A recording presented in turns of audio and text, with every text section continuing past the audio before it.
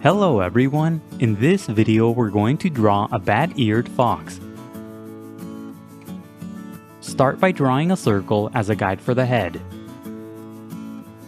To draw the circle, first make two small marks to indicate the circle's length, and then on the sides make two more small marks to indicate the circle's width. Then connect the marks using curved lines to finish the shape of the circle. Sketch lightly at first so that it's easy to erase if you make a mistake. Also, pause the video to draw at your own pace. The circle doesn't have to be perfect, but if you're having trouble drawing it, just trace the outer edge of a coin, a bottle cap, or anything else with a circular edge. To the left, draw another circle as a guide for the front section of the body. Use the small marks method to draw this circle as well. First, make a few small marks to indicate the sides of the circle, and then connect the marks using curved lines to finish the shape of the circle. Don't overlap the head circle as you draw the right side of this circle. This circle should be about 1.5 times the size of the head circle. Farther to the left, draw another circle as a guide for the back portion of the body. Use the 4 marks method to draw this circle as well. Make this circle slightly smaller than the circle for the front section of the body. Don't draw the body circles too far apart or the body will be too long. Inside the head circle, draw a horizontal line. This is a construction guide that will help you place the facial features later on. Curve the line so that it contours to the circle. Draw a small vertical line on the top part of the head for another construction guide. Draw a small circle on the bottom half of the head as a guide for the muzzle. Pay attention to how small this circle is in relation to the head. On the top left side of the head, draw an arc as a guide for the first ear. Bat-eared foxes have big ears, so don't draw this arc too small. Tilt the top of the arc to the left slightly. On the right side of the head, draw another arc as a guide for the other ear. Tilt the top of this arc slightly to the right. Under the front part of the body, draw a vertical line as a guide for the front leg. Bend the line at the top to indicate a joint and again at the bottom for the foot. To the right, draw a sloping line as a guide for the other front leg. The fox will be stepping forward, so raise this line slightly. Under the back portion of the body, draw a long line as a guide for the hind leg. Bend the line a couple of times near the middle to indicate the joints and again at the bottom for the foot. To the left, draw an angled line as a guide for the other hind leg. This line should slope at the top and bend a couple of times at the bottom for the joints and foot. Connect the circles in the middle using sloping lines to finish the guide for the body. Curve the top line slightly. Under the head, draw a line that connects to the body as a guide for the neck. On the left side of the body, draw a long sloping line as a guide for the tail. The tail should be long in relation to the body. And that's it for the guidelines. Now let's start on the final drawing. Inside the head, lightly sketch 2 small circles for the eyes. Place the eyes on top of the horizontal construction guide and on either side of the vertical guide. When you get the sizes and positions of the eyes right, darken the lines. As you darken the shapes, make the sides pointier for the corners of the eyes. The outer corners of the eyes should point toward the ears. The inner corners of the eyes should point down toward the muzzle. Make the tops of the eyes slightly flat. Inside the eyes, off to the sides, draw tiny circles for highlights. In the middle of each eye, draw a small vertical line for the slit pupils. Draw a small curved line under each eye for a bit of bare skin. Add a few short strokes above each eye for fur. Keep these lines close to the shapes of the eyes. Inside the muzzle, lightly sketch a small circle for the nose. Place the nose near the bottom edge of the muzzle. When you get the size and position of the nose right, darken the shape. Curve the sides of the shape inward to create the nostrils. The nostrils should be made up of small curved lines. Shade the inside of the nostrils. Darken the bottom part of the nose but make it pointier. Draw a small vertical line on the bottom part of the nose. Use a wavy line as you darken the top part of the nose. Under the nose, draw a line that curves to the left for the first part of the mouth. Sketch lightly at first and only darken the lines when you get the shapes right. Add another line that curves to the right to complete the shape of the mouth. Follow the basic path of the initial circle as you draw these lines. Under the mouth, draw another curved line to create the chin and lower jaw. Use the arc on the top left side of the head as a guide to draw the first ear. Darken the shape but make the top part a bit pointier than the initial arc.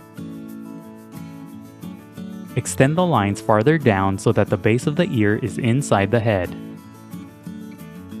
Draw a few curved lines on the left side to give the ear structure. Add a few short strokes at the bottom for the furry base of the ear. Draw more short strokes inside the shape for the ear's furry opening. Use the arc on the right as a guide to draw the other ear the same way. Darken the basic path of the arc and extend the bottom so that it's inside the head. Curve the lines to give the ear structure. Inside the shape, draw a series of short strokes for the ear's furry opening. Use the first circle as a guide to draw the rest of the head. Darken the outer edges of the circle to create the shape of the head. Use short strokes as you darken the shape for a furry texture. Draw the bottom part of the head slightly higher than the bottom edge of the initial circle. Use broken lines as you draw the shape of the head for a furrier texture. Add a few more short strokes inside the head to emphasize the fur. Use the second line from the right that's under the body as a guide to draw the front leg. First, lightly sketch the shape of the leg around the guideline. Make the top of the leg wide and then gradually make it thinner toward the bottom. At the bottom, curve the shape to the right to create the foot. When you get the shape of the leg right, darken the lines. Use a series of short strokes as you darken the left edge of the leg to create a furry texture. Curve the front part of the foot. The top of the leg should be inside the body. Draw a couple of curved lines on the tip of the foot to separate the toes. Use the line on the right as a guide to draw the other front leg. First, sketch the shape of the leg around the guideline. Make the top section of the leg wide and then gradually make the shape thinner toward the bottom. When you get the shape of the leg right, darken the lines. Use short strokes at the top to create a furry texture. The leg is stepping forward, so curve the foot down. Inside the foot, draw a few curved lines to separate the toes. Use the line to the left as a guide to draw the hind leg the same way. Just like with the front legs, first lightly sketch the shape of the hind leg around the guideline. The top part of the hind leg should be wider than the top part of the front legs. Curve the bottom part of the shape to the right to create the foot. When you get the shape of the hind leg right, darken the lines. Use a few short strokes on the left side of the leg to create a furry texture. The top of the leg should be inside the body. Curve the middle part of the shape to create the joint. Draw a few curved lines inside the tip of the foot to create the toes. Use the angled line to the left as a guide to draw the other hind leg. Lightly sketch the leg around the guide and only darken the lines when you get the shape right. Bend the middle section of the leg to create the joint. Add the toes inside the foot using curved lines. Use the remaining shapes and lines as guides to draw the rest of the body. Simply darken the outer edges of the guides to create the shape of the body. Use short strokes as you darken the path of the guides to create a furry texture. Use the sloping line on the left as a guide to draw the tail. Draw the big shape of the tail around the guideline. Make the tip of the tail thin and pointy. Sketch lightly at first and only darken the lines when you get the shape right. Use short strokes as you draw the tail to create a furry texture. Now erase the initial guidelines. The next few steps are sped up so that the video isn't too long. Don't worry about erasing all of the guidelines. It's okay if you leave some behind. Redraw any of the final lines that you may have accidentally erased.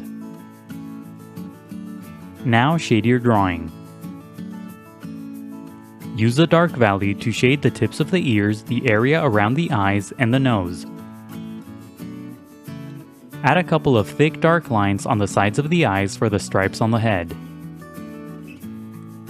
Leave a thin strip blank on top of the nose for a highlight. Shade lightly at first and gradually build up to darker values. For light values, push down very lightly on your pencil, then push down harder for darker values. Use the medium value to shade the rest of the head and body. As you shade, use strokes that go in the direction of the fur. The fur inside the head radiates outward from the nose. Use a dark value to shade the inside of the ears. Use horizontal strokes to shade the body. Shade the legs and tail using vertical strokes. As you shade, separate each stroke a bit so that the white of the paper comes through and creates a furrier texture. Shade the legs and tail using a darker value for the darker fur found there. Don't shade too smoothly. A rough value will create more texture on the fur. Add a slightly darker value throughout the body to create shadows. Shadows will give the figure more dimension and volume. Draw a cast shadow at the bottom using a medium value. Shading can be time-consuming, so be patient and take breaks. Keep shading until you're happy with the result. And that's it for the bat-eared fox. Don't forget to pause the video to draw at your own pace. Also, please visit howtodrawanimals.com where every step of this tutorial is broken down into an individual image. That's how, and then the number 2, then drawanimals.com. If you'd like to support my channel, please consider buying my books on Amazon. I'll leave a link in the description below. And if you enjoyed the video, please leave a like, a comment, and subscribe for more videos in the future. Thank you for watching, and until next time, keep drawing.